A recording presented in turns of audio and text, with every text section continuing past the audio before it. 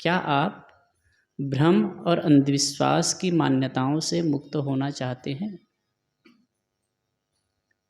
ऐसा कोई है कि जो भ्रम में जीना चाहता है, अंधविश्वास में जीना चाहता है? कोई है क्या? कोई नहीं होगा ना। भ्रम जो जैसा नहीं है उसको वैसा समझना। जैसे कि आप रात में चल रहे हैं, रस्सी पड़ी हुई है और उसको आप सांप समझ लेते हैं, ये भ्रम है। वो सांप नहीं है, रस्सी पड़ी है, अब उसको आपने सांप समझ लिया और सांप के समझने मात्र से ही बहुत कुछ घटनाएं घटती है। फिर आपके शरीर में सिहरन उत्पन्न हो जाएगी, आप कपने लग जाएंगे, रोंगटे खड़े हो जाएंगे। होता है ना। या ठूठ को देख करके सर्प का ठूठ को देख करके चोर का भ्रम हो जाए या भूत का भ्रम हो जाए तो लोग भागने लगते हैं। एक मैं संस्मरण बताऊं, वो छत्तीसगढ़ की बात है। तो कि प्रेत जल रहा है, वो छत्तीसगढ़ी भाषा में अलग बोल रहे थे, प्रेत बरत है करके प्रेत जल रहा है शमशान में। अब इतना घबरा करके भागे वो। अब एक संत ने और बताया था हमें कि ऐसे लोगों में चर्चा हुई तो एक रहे तो कहे कुछ नहीं होता है, भ्रम भूत प्रेत कुछ नहीं होता है। तो कहे कि अच्छा नहीं है होता है कहते हैं, तो क्या आप शमशान में जा करके खूंटा गाड़ के आ सकते हैं 12 बजे रात में? 12 बजे रात में शमशान में जा करके खूंटा गाड़ के आ सकते हैं? तो क्या इसमें कौन सी बड़ी बात है, हम कर देंगे। बाहर से तो कह दिया, लेकिन अंदर से घबरा रहा था। अब मन में हुआ कि अगर न जाऊं तो वो मेरे हंसी उड़ाएगा, और अगर जाऊं तो भी डर की बात। लेकिन फिर भी आदमी कई बार होता है ना कि लोगों को दिखाने के लिए, अपने आप को सही साबित करने के लिए कुछ करता, तो वो खूंटा लेकर के 12 बजे रात में खूंटा और हथौड़ी लेकर के 12 बजे रात में वो गया। अब जब डर होता है ना, तो डर की अवस्था में आदमी ना कुछ का कुछ कर जाता है। शमशान की जगह में गया और वो खूंटा गाड़ने लगा, और जल्दी जल्दी खूंटा गाड़ने लगा। तो उसमें क्या है कि अपने धोती के एक कोने पर ही खूंटा गाड़ दिया, और जब खूंटा गाड़ा और उसके बाद जल्दी जल्दी भागने लगा तो उसके धोती फंस गई। तो वो इतना चिल्लाया और पागल जैसे वहीं पे गिर गया, बेहोश हो गया। और जिन लोगों के साथ में शर्त लगी थी वो लोग सोचे कि अभी तक नहीं आ रहा है, लेकिन वो लोग भी डरने वाले। तो 4-6 लोग झुंड बना के ग्रुप करके फिर आए, देखे तो वहाँ पर अचेत पड़ा हुआ है और उसकी धोती है उसमें खूंटा गड़ा है, कुछ नहीं। हम भ्रम में ही जीते हैं जीवन भर, सुख का भ्रम। ये सब बातें तो जानते हैं ना, कबीर पंथ से जुड़े हैं, भूत प्रेत देवी देवता खंडर बहुत सुनते हैं, लेकिन सुख का भ्रम भी तो है। यहां भी आप लोग हैं, उम्र वाले भी हैं और कम उम्र वाले भी हैं, माता बहनें भी हैं। अगर पूछ दूं तो आप कहेंगे कि नहीं ऐसा नहीं है जी, कहेंगे। लेकिन अगर कहीं आपके मन में कहीं कोने में टटोल करके देखा जाए तो जरूर ये होगा कि जैसे धन से सुख मिलता है। धनी आदमी सुखी होते हैं, है कि नहीं मन में? लेकिन धन से सुख नहीं मिलता है। धन से, भौतिक ऐश्वर्य से, भौतिक पदार्थ से आपको सुविधाएं मिल सकती हैं, सुख नहीं मिलेगा। सुविधा बिल्कुल बाहर की चीज है और सुख मन की चीज है। एक आदमी सामान्य जगह में रह करके भी सुखी हो सकता है। कई बार हम रोड पे चलते हैं तो देखते हैं झोपड़पट्टी में रहने वाला, कब हम लोग आ रहे थे कहीं से, झोपड़पट्टी में रहने वाले वो किनारे नहीं रहते, दवाई की दुकान लगाए रहते हैं, जो गाड़ी लेकर के चलते हैं, और आयुर्वेदिक चलता फिरता दवा खाना तो वो लेकर के बैठे थे। हम देख करके, कोई साथी थे तो हम बात कर रहे थे कि देखो ये लोग यहीं पर दवा खाना चलाते हैं, खाते पीते हैं, शादी विवाह करते हैं, नाचते गाते हैं, मौज मस्ती से रहते हैं, क्या चिंता। एक यही सूरत की एक घटना बताऊं, शायद दर्शन साहब को ख्याल होगा, इनको थोड़ा सा प्रॉब्लम था तो हम लोग हॉस्पिटल गए थे, इसमें मेरे हॉस्पिटल में। वहाँ गए तो ये ट्रीटमेंट करा रहे थे, मैं बाहर बैठा था। उसी समय एक अंधा व्यक्ति आया जो रिसेप्शन काउंटर में बैठता था। तो इस ढंग से वो चल रहा था, बाहर से बिल्कुल पता नहीं चल रहा था, लेकिन मैं थोड़ा समझ गया कि इनकी आंखें नहीं हैं, ऐसा लगता है। पूरा 100% मैं नहीं समझ पाया, लेकिन मुझे एहसास हुआ। तो वो बैठे, थोड़ी बातचीत हुई तो पता चल गया कि उनकी आंखें नहीं हैं। और वो समझ गया कि ये साधु हैं, तो थोड़ा सा बढ़िया से मेरे से बात करने लगा। तो मैंने उनको पूछा कि अच्छा भाई, आपकी आंख नहीं है तो आपको परेशानी होती होगी ना, दिक्कतों का सामना करना होता होगा। तो उसने कहा कि नहीं साहब, आंख वालों को दिक्कत हो, आंख वालों को परेशानी हो, हमें क्या परेशानी, और आपको क्या लगता है। अब एकदम बिंदास। एक हमारे संत है, अभी पहुंच भी जाएंगे शायद, कल आ ही सकते हैं, प्रवेश साहब, दिखता नहीं है और कहाँ के कहाँ पहुंच जाते हैं। नाम ही प्रवेश से कहीं भी प्रवेश कर जाते हैं। और उनके साथ में बैठिए, भले ही उनको हमको लगेगा फुहड़ जैसे हैं, लेकिन इतना आत्मविश्वास भरा हुआ है, आत्मविश्वास से लबालब, क्या पूछना। तो सुख क्या आंख के होने में? मैं तो कह रहा था धन संपदा आपके पास अधिक हो जाए तो सुख नहीं हो सकता। धन से सुविधाएं मिल सकती हैं, सुख नहीं मिलता है। कई ऐसे लोगों को, मैं ये सब करने लगता हूं तो बहुत संस्मरण आता है। एक पुलिस अफसर से मुलाकात हुई, बैठे थे, बातचीत होने लगी। तो पहले तो अब बिल्कुल एटीट्यूड में बात करने लगे पुलिस अफसर वाला, और उसी समय उनका फोन आ गया तो गाली गलौज से ही बात करने लगे, रेबे वाला। हम लोग सुनते रहे थोड़ी देर, उसके बाद में जब फोन कट किया, उसके बाद बात करने लगे हम लोगों से, तो इतने सहजता से कहे कि साहब मैं सब कुछ छोड़ देना चाहता हूँ, आप लोगों के साथ में आ जाऊं तो साधु हो सकता हूँ नहीं। तो मैं कहा बिल्कुल हो सकते हैं। तो कहे अच्छा ये बताइए खाने के लिए क्या, गुरुदेव जी एक बताते हैं ना घटना वैसे, तो खाने पीने के लिए क्या होगा पेट के लिए। मैं कहा तब फिर गुरछम साहब रहे तो कहे पेट का सोचोगे ना साधु नहीं हो सकते, पेट का सोचोगे तो साधु नहीं हो सकते। जब प्रकृति में जो भी प्राणी देह धारण करता है सबको खाने को मिल जाता है, तो आपको नहीं मिलेगा जी। और कहे हम इतने वर्षों से साधु हैं लेकिन कभी भी भोजन के बारे में सोचना नहीं पड़ा और हम कभी भूखे भी नहीं रहे। तो उन्होंने एक बात बताई, कहे कि साहब कहाँ माया मोह के चक्कर में फंस गए, मैं छोड़ना चाहता हूँ, मैं छोड़ना चाहता हूँ, यहाँ से निकलना चाहता हूँ। मैं कहा अपना कर्तव्य है, उसको कौन करेगा फिर आपका।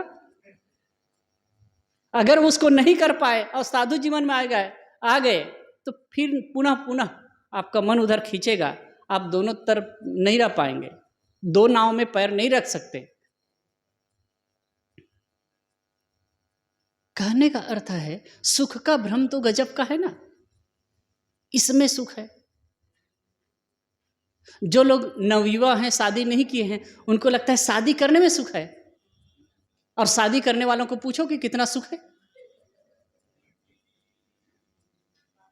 हमारे पास तो कई ऐसे लोग आते हैं, रोते हैं कहां फंस गए साहब। एक युवक आया और आकर के कहा, 2-3 साल हुआ, 3-4 साल हुआ होगा, बैठे थे, कहे कि साहब थोड़ा दुखी हुआ, रोने लगा। मैं क्या बात है, चुप रहिए। तो कहे साहब आत्महत्या करने के सिवा मेरे पास दूसरा रास्ता नहीं है। तो मैं क्या हो गया? तो कहे कि पहले मेरी शादी हुई, 2 बच्चे हुए और अचानक पहली वाली पत्नी बीमार पड़ी, मर गई। 2 बच्चे थे, माँ संभाल रही थी।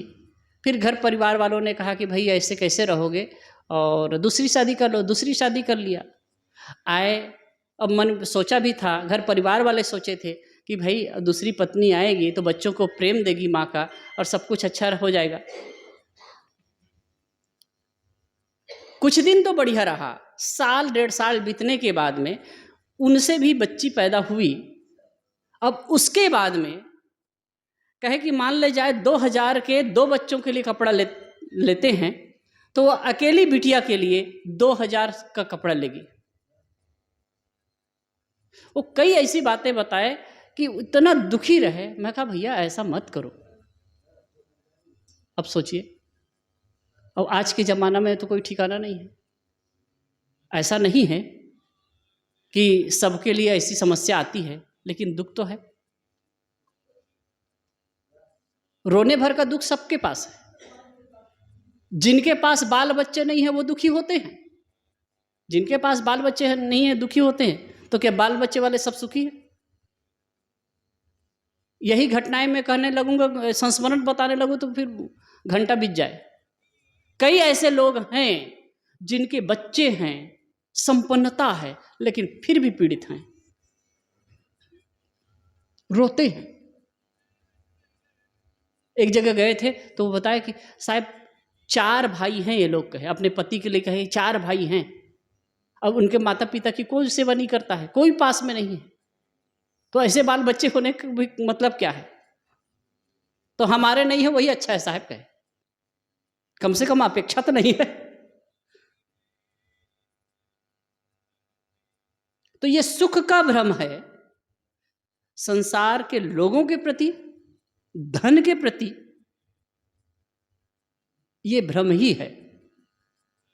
हाँ, सुविधाएं मिल सकती है, जैसे कि मैं अकेले आश्रम में रहूं, कोई आ जाए तो सब कुछ मुझे करना पड़ेगा, और अगर हमारे साथी हैं तो वो लोग सहयोग कर देते हैं, तो सहयोग हो जाता है। या फिर मैं दूसरा काम कर रहा हूं तो मेरे भोजन बना रहे हैं, तो एक सुविधा हो जाती है। इतना ही है। और सुख केवल अपने मन की बात है, अपने आप की बात है।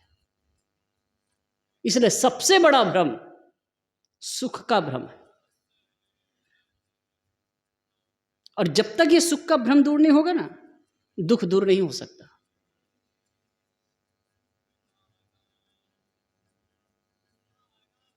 और सब भ्रम तो बहुत सारी बातें हैं, वो सबको आप सुनते ही रहते हैं। अंधविश्वास एक बात है, छोटे छोटे शब्द हैं लेकिन बड़े मार्मिक हैं। अंधविश्वास मतलब आंख मूंद करके विश्वास करना।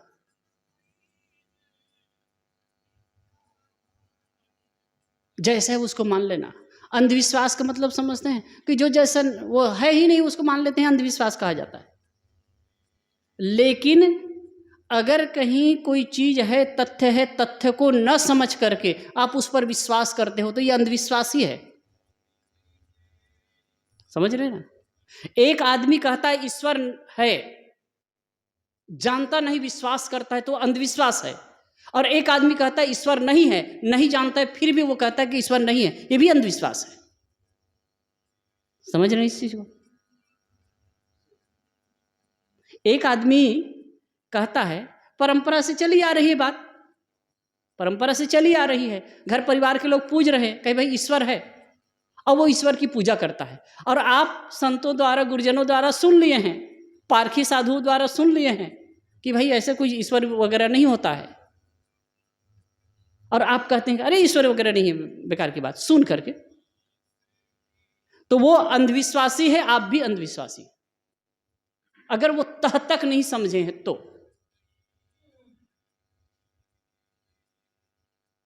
अंधविश्वासी नहीं बनना है। जैसे जड़ चेतन की बात करते हैं कि भाई हमारे अंदर घट में है सुख स्वरूप, उस समय कोई बहन बोल नहीं रही थी ना, आनंद स्वरूप आत्मा को जाने हैं। बात बहुत अच्छी है वाकई में ना, कहने के लिए तो सबके पास होता ही है। आनंद स्वरूप आत्मा है, सुख स्वरूप आत्मा है, ये जानते हैं आप। सुख स्वरूप हैं, आनंद स्वरूप हैं। अब इसका सबसे बड़ा प्रमाण है, आप जब नींद में होते हैं, गहरी निद्रा में होते हैं, तो सुख स्वरूप ही होते हैं। और उस समय कोई छेड़ता है, कोई डिस्टर्ब करता है, तो आपको पसंद नहीं पड़ता, चाहे कोई इतना प्रिय से प्रिय व्यक्ति हो, क्योंकि आप अपने सुख स्वरूप में ही होते हैं। सही बात है। लेकिन वो तो अवस्थाजन्य है, कहाँ पता चलता है। जब आपकी आत्मा सुख स्वरूप है, तो सुख के लिए आप बाहर क्यों दौड़ते हैं?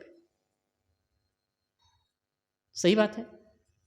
जब आप सुख स्वरूप हैं, आपकी आत्मा, आपका अस्तित्व सुख स्वरूप है, आप आनंद स्वरूप हैं, सुख स्वरूप हैं, फिर बाहर सुख के लिए दौड़ते क्यों हैं?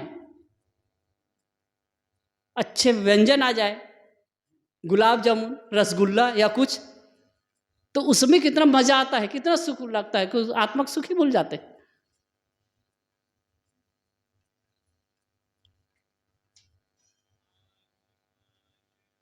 क्या है सुख स्वरूप? अगर ऐसा हम कर रहे हैं तो अंधविश्वासी है कि नहीं? विवेक पूर्वक विश्वास होना चाहिए। तो भ्रम अंधविश्वास की मान्यताओं से मुक्त होना है तो एकदम गहरा चिंतन करना होगा, तार्किक चिंतन करना होगा। कोई कुछ कहता है, कहने दीजिए, समझिए तो खरा।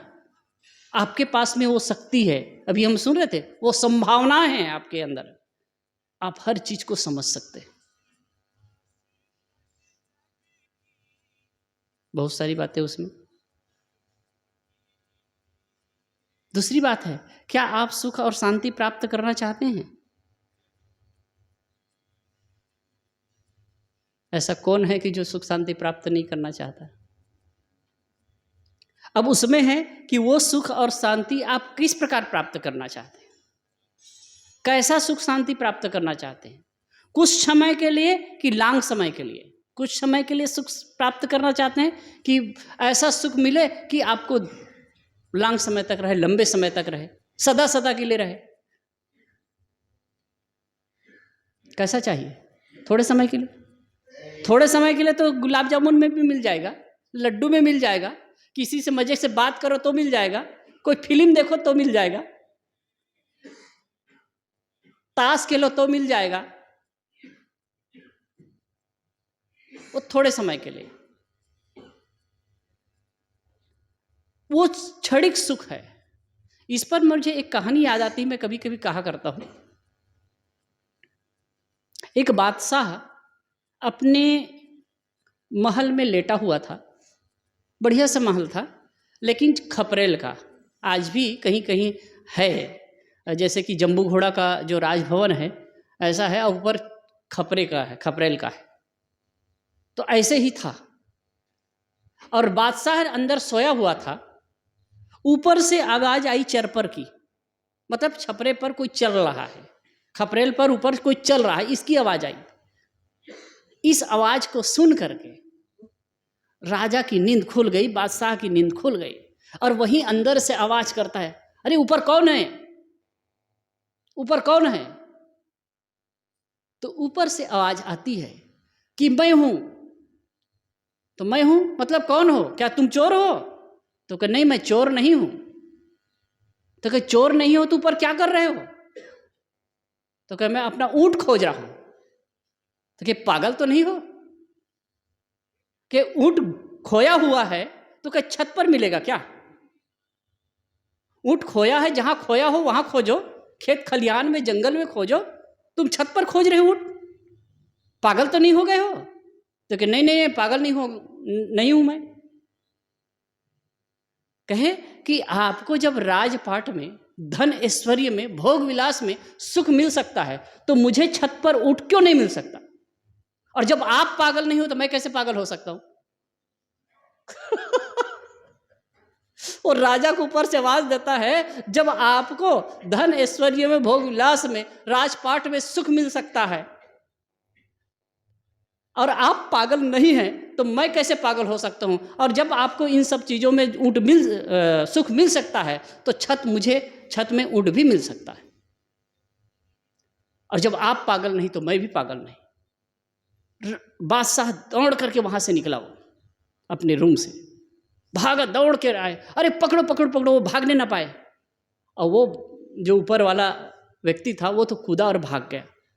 वो कोई उच्च दर्जे का कोई फकीर था, संत था, कूद के भाग गया। लेकिन कहानी कहती है सवेरे होते होते वो बादशाह भी महल छोड़ करके जा चुका था। शांति चाहिए ना, अक्षय शांति चाहिए, सुख चाहिए ना, परमानंद चाहिए ना। तो जो कुछ भी आपके पास साधन है, भौतिक सामग्रियां हैं, शरीर है, शरीर भौतिक है तो भौतिक शरीर के लिए भौतिक संसाधन की आवश्यकता है, उसे कोई नहीं नकार सकता। अगर हमारे पास आज संसाधन ना होते, हमारे पास ये बिल्डिंग नहीं होती, तो आप लोग रहते कहाँ? अगर संसाधन ना होते तो फिर और आपकी व्यवस्था होती कैसे? तो ये संसाधन की आवश्यकता है, लेकिन दुर्भाग्य यह है कि हम उसी में सुख ढूंढते हैं, उसी में शांति ढूंढते हैं, उसी से शांति प्राप्त करना चाहते हैं, और अंततः वही दुख का कारण बनता है, वही दुख का कारण बनता है। इसलिए आप शांति प्राप्त करना चाहते हैं ना, तो शांति के लिए बाहर ना दौड़िए। अगर ऐश्वर्य चाहिए, भौतिकता चाहिए, संपन्नता चाहिए, सुविधाएं चाहिए, तो बाहर दौड़िए, जितना आगे बढ़ सकते हैं बढ़िए। लेकिन अगर शांति चाहिए ना, शांति, तो अंदर मुड़िए, वो बाहर कभी संभव नहीं। इसलिए किसी ने कहा है ना, कर खिदमत फकीरों की, नहीं वह लाल मिलता है अमीरों के खजाने में। तमन्ना दर्द दिल में है, तमन्ना दर्द दिल में है, तो कर खिदमत फकीरों की, नहीं वह लाल मिलता है अमीरों के खजाने में।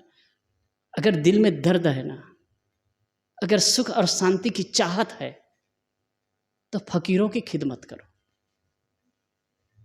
रईसों के यहाँ ना जाओ। कहीं आप बाजार में जाना हो ना, कोई धंधा बिजनेस करना हो, आपके पास में लाख रुपया नहीं है, लेकिन आप पकड़ करके चलिए, इस ढंग से जताइए कि मेरे पास 5 लाख रुपया है, आप सफल हो सकते हैं।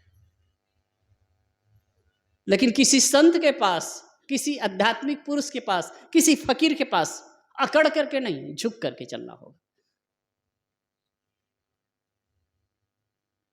कई ऐसे संत हुए हैं, एकदम फकीर, एकदम मस्तानगी, वाह क्या पूछना, कुछ भी नहीं है, नंगे हैं, फकीर है।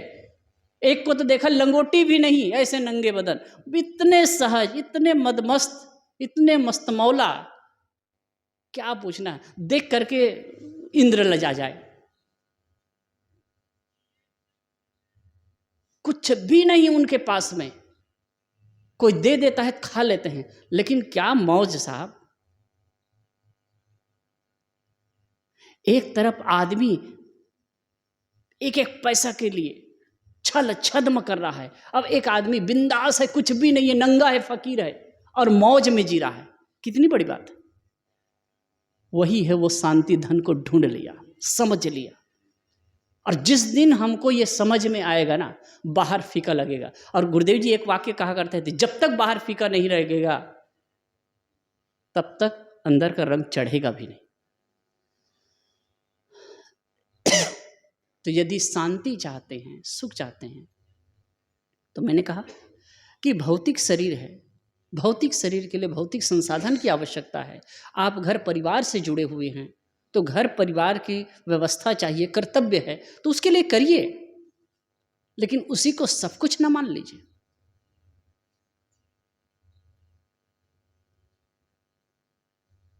अंततः कुछ भी हाथ रहने वाला नहीं है। अंतिम में 3 बातें सबके लिए घटित होगी, ये निर्दय सत्य है, इस चीज को समझ लीजिए। असमर्थता, अकिंचनता और अकेलापन। अकेलेपन पर सुन रहे थे। शारीरिक रूप से असमर्थ होंगे चाहे कितना बलवान हो आप, अंततः असमर्थता आती है। कहते हैं गामा पहलवान कार को भी रोक देता था, ट्रक भी सामने आए तो ऐसे हाथ से रोक दे, इतना ताकत। लेकिन अंत समय में वो अपनी मक्खी भी नहीं उड़ा सकता था।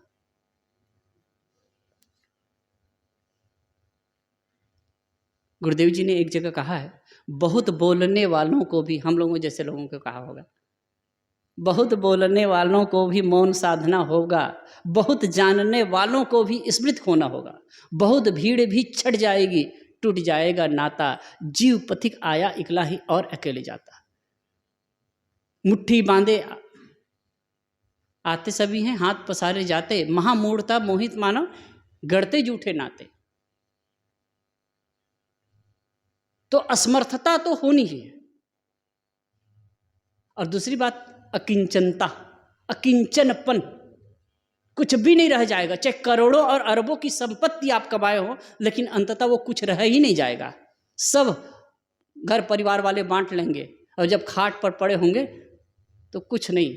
वही कहे, टूटी खाट ली, माट ली, अब बांट ली, वही रहेगा। दवाई की बाटली रहेगी, माटली रख देंगे और खाटले पर डाल देंगे। ये संसार की हकीकत है। और अकेलापन, अकेलापन जब बूढ़े हो जाएंगे, जब असमर्थता आ जाएगी, अशक्तता आ जाएगी, तो आज जो गरज रहे हो जिस घर में ना, जिस परिवार पर आप शासन चला रहे हो ना, वही लोग पूछेंगे नहीं, एक किनारे कर देंगे। बात करना चाहोगे तो देखेंगे भी नहीं, बात भी नहीं करेंगे। एक जगह गए थे तो एक बूढ़ा बहुत बोल रहा था, राजस्थान की बात है, बहुत बोले। तो मैं अपने साथी किसी से कहा था, ये अपने बुढ़ापा में बहुत दुख पाएगा और असमर्थ हो जाएगा, बहुत दुख पाएगा।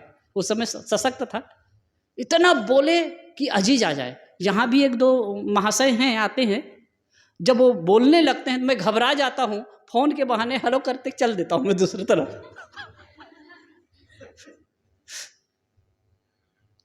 तो वास्तव में ये तीन बातें होने वाली है। तो इसलिए कहते हैं कि कहीं भी सुख की का भ्रम न रखो, अपना कर्तव्य करते चलना है। जो कर्तव्य आपको मिला है, जो जिम्मेदारी मिली हुई है, उसको आप निभाइए, अच्छे से निभाइए। लेकिन अंततः समझिए कोई मेरा नहीं।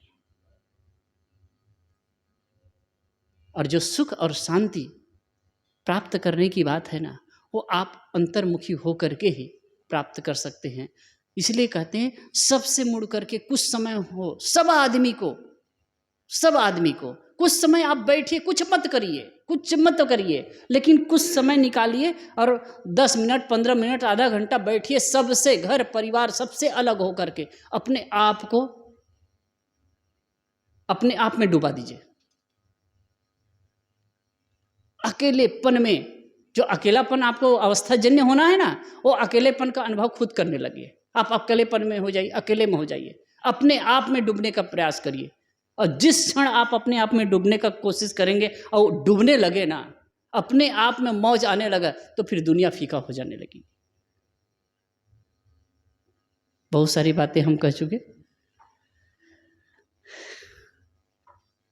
कुछ बातें मुझे याद आ गई जो हम लोग टॉपिक दिए थे। आप लोगों ने बड़ा भाव से सुना, आप सबको धन्यवाद, साहिब बंदगी।